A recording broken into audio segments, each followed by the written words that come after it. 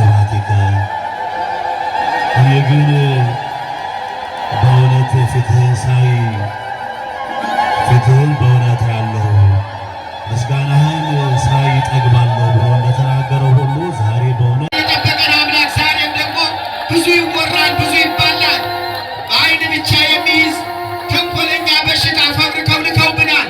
እግዚአብሔር ግን በዚህ በማይጠንቱ ሽታ ብቻ ያስወግደዋል። ክብር ምስጋና ይግባው ለመድኃኒዓለም። ይህንን ማንም አያገኘው፣ ማንም አያገኘው።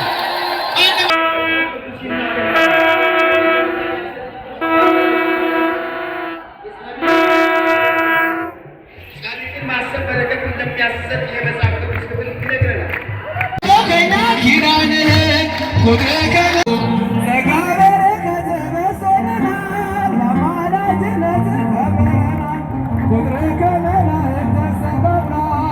በኋላ ከተቀመጠ በኋላ ግራ ሲጋባው ደግሞ ማንን እንደሚጠራ ማንን እንደሚያስታውስ ግራ ይጠፋዋል። መነሻውን የረሳ ሹመት ዋጋ የለውም። መነሻ ሳይይዝ ወንበር ላይ የተፈናጠጠ ሹመት ስልጣን ይወድቃል። ስልጣን ሁሉ ከንቱ ነውና መጀመሪያ መጠየቅ ያለበት እግዚአብሔር ነው። መጀመሪያ መጠየቅ ያለበት ማን ነው? እግዚአብሔር ነው። ይህንም ነው ፍትህ ለመስጠት መጀመሪያ ማስተዋልን ስጠኝ ማለት ነው። እና ቅዱሳን አባቶቻችን የዚህን ዓለም ብዕል ንቀው እግዚአብሔርን መስለው እግዚአብሔርን በሌሊትም በማዕረግም እያመሰገኑት በጓዳ በጫካው ጸሎት ጸባዳን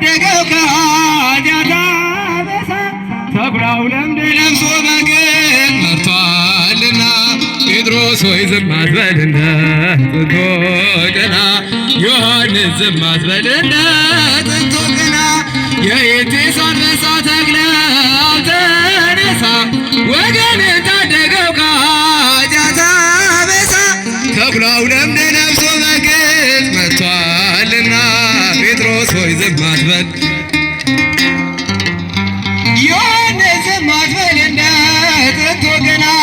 ባለምናምንቴ የተባልከው ቅዱስ የዋሁ መነኩሴ አባ ሕርያቆስ ቅዳሴ ማርያምና ዛሬ ቅድስ በጣነ መዓዛ ደዌያንን ፈውስ በጣነ መዓዛ ደዌያንን ፈውስ የኤቴስ አንበሳ ተክለ ተነሳ ወገንን ታደገው ከኃጢአት አበሳ ተኩላው ለምድ ለብሶ በግን መጥቷልና ጴጥሮስ ሆይ ዝም አትበልና ጥንቶ ቅና ዮሐንስ ዝም አትበልና ጥንቶ ቅና የወንጌል አንበሳ ጎርጎርዮስ ፍጠን ምሰሶ ሳይወድቅ መንጋው ሳይበተን መብረቅ ዋናቴዎስ ሞገዱን ገስጸ አፈ ጉባኤያችን በመስቀል ባርከው አፈ ጉባኤያችን በመስቀል ባርከው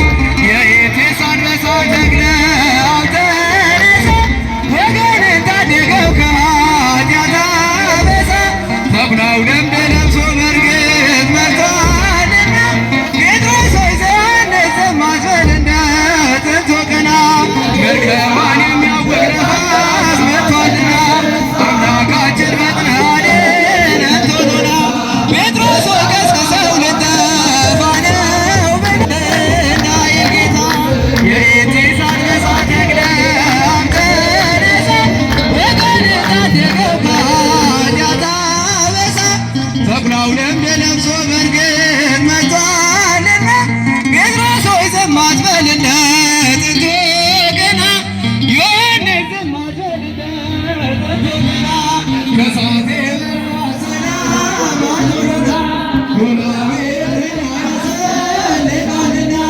ስጋውን የጎዳ ነፍሱን የተቀበለ ነጉድፍ የሌለው